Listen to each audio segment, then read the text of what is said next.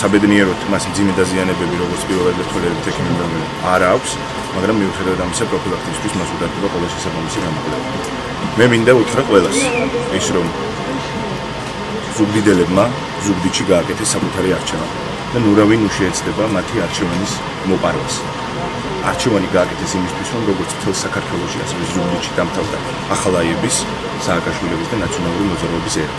და ზუგდიდი ყველას კარგად დაანახებს ხვალ, რომ ის ბოლომდე დადგება საკუთარი არჩევანის დასაცავად. კიდევ ერთხელ, ზუგდიდელები და თვითონ ზუგდიდელები დაანახებენ მთელ საზოგადოებას, მთელ საქართველოს და მთელ მსოფლიოს, რომ ისინი საკუთარ არჩევანს არავის მომპარინებენ და ზუგდიდში ახალაიების ერა არის დამთავრდა. ჩვენი საჩივარი შეტანილია უკვე, შეტანილია იმის თაობაზე, რომ 109-დან 60-ზე მეტ უბანში ფიქსირდება ოქმების უზუსტობა, რაც ნიშნავს იმას, რომ პრაქტიკულად არჩევნები ზუგდიდში არის ჩავარდნილი.